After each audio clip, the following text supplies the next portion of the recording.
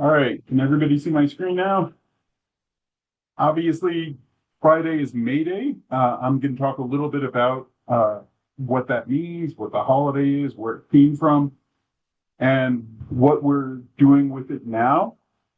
So to start with, what is May Day? May Day is also known as International Workers' Day.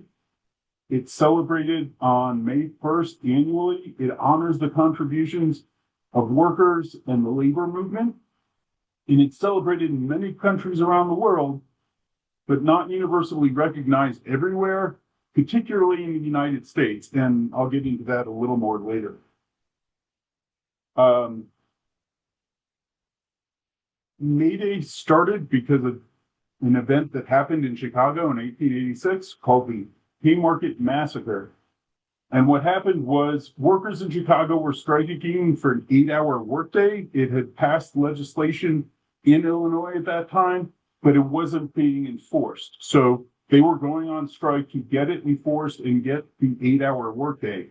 It's hard to think that 8-hour workdays at a time wasn't a thing, but before these laws were passed, it was. So on May 4th, 1886, a bomb exploded at a rally in Haymarket Square. The police opened fire and killed several people. There's only one police officer that has been verified that was killed by the bomb. And to this day, they don't know who set the bomb off. But it was one of the first instances where dynamite was used like this. But the police started shooting just randomly. And 7 of the police officers who were killed may have been killed by other police officers.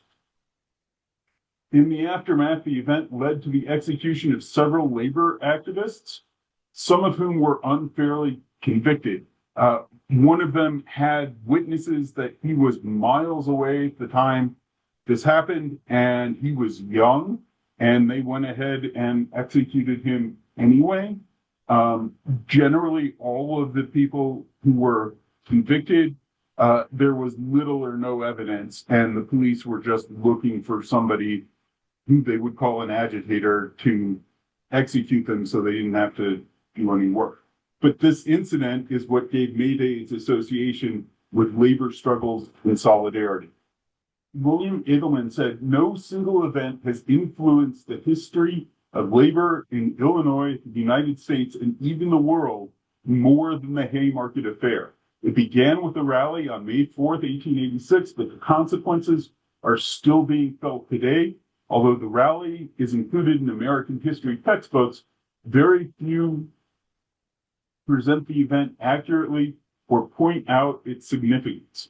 So to understand what happened at Haymarket, it's necessary to go back to the summer of 1884, when the Federation of Organized Trades and Labor Unions, the predecessor of the AFL, called for May 1st, 1886 to be the beginning of a nationwide movement for an 8-hour workday. On Monday, May 3rd, the peaceful scene turned violent when the police attacked and killed picketing workers at the McCormick Reaper plant at Western and Blue Island Avenues. This attack by police provoked a protest meeting, which was planned for Haymarket Square on the evening of Tuesday, May 4th. The Haymarket meeting was almost over, and only about 200 people remained when they were attacked by 176 policemen carrying Winchester repeating rifles. Then someone, unknown to today, threw the first dynamite bomb ever used in peacetime in the history of the United States. The police panicked in the darkness, many shot at their own men. Eventually, 7 police died, and only 1 was directly accountable to the bomb. 4 workers were also killed, but that's not mentioned in textbooks. So eventually, 8 men representing a cross-section of the labor movement were selected to be tried. On August 20th, 1886, the jury reported its verdict of guilty with the death penalty by hanging for 7 of the Haymarket 8. And like I said, this included a young carpenter named Louis Ling, who had witnesses to prove he was over a mile away. So then it spread globally. So international solidarity following the Haymarket Affair, May Day was adopted by workers and labor movements worldwide. It actually started as an American holiday and became international from there. It was adopted by the Soviet Union after the 1917 Russian Revolution. May Day became an official holiday in the Soviet Union, celebrating the working class and communist ideals. Since communism shuns religion, many holidays in communist countries are secular. So instead of Christmas and Easter, they have holidays like New Year's Day and May Day that are big deals for them. Other countries, May Day is celebrated, include Europe, Latin America, and parts of Asia, but it's not universally recognized in the US and Canada, where Labor Day being celebrated in September has kind of overshadowed it. Part of what we're trying to do now is reclaim May Day as a labor and workers' day. So the role of May Day in the 20th century, it's the rise of workers' rights. This is where it really started. In the 20th century, May Day became a powerful symbol for workers' rights and anti-capitalism movements. International protests and strikes, workers around the world would use May Day to protest for better wages, improved working conditions, and political change. It galvanized all of that energy to a specific place where they can come in.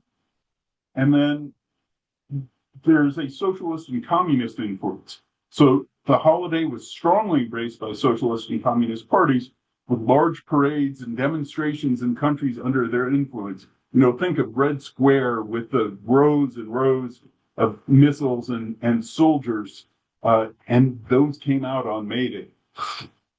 In the United States, there was some early resistance in the late 19th century. Many U.S. workers began to demand May Day as a national holiday to honor the labor movement. However, it was overshadowed by the events of the Haymarket Affair and U.S. political attitudes at the time. In addition to that, immigrant movements also have used May Day to galvanize support and action. It's become an important day for immigrants' rights, especially pro-immigrant protests in the 21st century. Think things like the Day Without Immigrants. That was done on May Day. May Day's relevance today. So taking back the day's relevance to America since it began in America is what's going to happen on Friday. And that's why all the labor unions are getting together. It's a day of reflection. It's still a day to reflect on workers' rights, the importance of unions, and the ongoing struggle for fair wages and working conditions. And finally, it lends itself towards global solidarity. May Day continues to unite workers around the world in pursuit of better labor standards, gender equality in the workplace, and more. There are some political tensions around it. In some countries, May Day has been controversial, particularly in capitalist nations, where its association with socialism and communism has sparked opposition. So that's part of why it's been not as big a deal in the United States, because during the Cold War, if the Soviet Union is celebrating May Day, the United States isn't going to do that. It's also become over commercialized a little bit. Some people criticize the commodification of May Day celebrations and turning them from political protests into consumerism events. So May Day has a rich and complex history that intertwines labor activism, international solidarity, and political movements. The holiday is celebrated worldwide, though in different ways, and depending on the country's political and cultural context. And whether as a day of protest, celebration, or reflection, May Day remains a powerful symbol of the global struggle for workers' rights. A couple of questions I can answer. Yeah, go for it. Yeah, to answer Michelle's question on how is it celebrated, there are a lot of different ways it's celebrated, but one of the biggest things is what's called a maypole dancing. And that's where streamers or strings are tied to the top of a tall pole, and people dance back and forth, weaving it as they go down. So at the end of it, you get this really decorated pole that has all of these ribbons weaved in between it. There are baskets. The flowers are also related to celebrating May Day as a sign of spring renewal. Like I said, they don't have holidays like Passover and Easter in Soviet countries. So the spring holiday was May Day, and that's how the spring with renewal and rejuvenation was frequently celebrated. They have baskets and a couple of other things like that. To answer the question, are we supposed to invent something in Tacano? The big thing, like Tiffany said, is going to be in along Alameda and in Washington Park. But there are events all over the place. They did put the maydaystrong.org link in the chat, and there is a finder there that you can find the event that's closest to you. I'm not familiar with something specifically in Dacono, but There is, it's not a May Day event, but Decano is the exit 235 overpass where we are supporting the exposure of ice black sites on May 4th, which is this coming Monday, and that's from 4 p.m. to 6 p.m. let me ask you this. What are you doing for May Day? I'm interested to hear what other people do.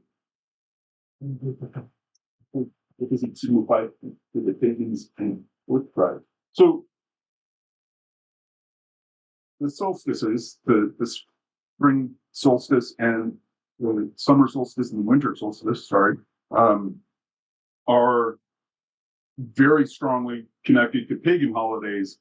And there's a lot of thinking that some of the Judeo-Christian holidays and other religious holidays were co-opted from these pagan rituals that would then allow those new religions to convert them. As far as this May Day goes, it's still connected to the communist country, so it would be kind of in place of the pagan holidays, in the same way that it would be the other holidays. So it's about the same. So, but bringing up the fact that spring is that connected to paganism is a good point. It's also considered a fertility festival. It's the Yes. birth of spring. I'm not aware of specific flowers that are associated with May Day, just flowers in general. And a lot of times it'll kind of be little flowers that you can either kind of tie together into a tiara or a crown, or little flowers that you can just wear in your hair. Are most of the type of flowers that I've seen associated with it. It's not like Valentine's Day, where you go out and you buy a big dozen roses. It's much more open than that. May Day baskets are a popular tradition where you create a small basket or paper cone and fill it with treats and flowers. Yeah. And a lot of times they're hung anonymously on people's doors.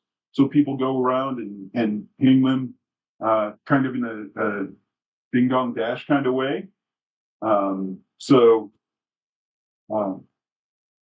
Yeah, that's a good point too. So, and then it's also associated with protection and luck. In some cultures, particularly Irish tradition, the flowers were placed on windowsills and doorways on May Eve to protect the home from evil spirits. And, one of the important things to take away from this is that kind of where it's spread to, it's celebrated a little bit differently in every country. So what happens in Russia and the Soviet Union is different than what happens in Ireland, which is different than what happens in, China. So Sharon asked, is it inappropriate to bitch about AI data centers and it's phases in a always water appropriate land? to bitch about AI data centers.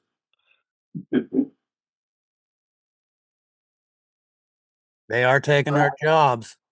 I was on a meeting a couple of days ago where somebody said that they were building an AI data center near where he lives in this small town and was asking for some help about how do they fight that.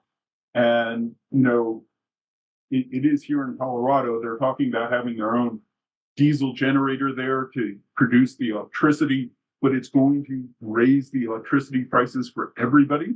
But a lot of times when you get a big data center like that, there are tax breaks. So a lot of times they're not paying the same property tax that everybody else is. And they're manned by, 6 to 12 people a lot of the time. And so it doesn't really create a lot of jobs or the economic impact that they say these projects will, very much the way building prisons doesn't.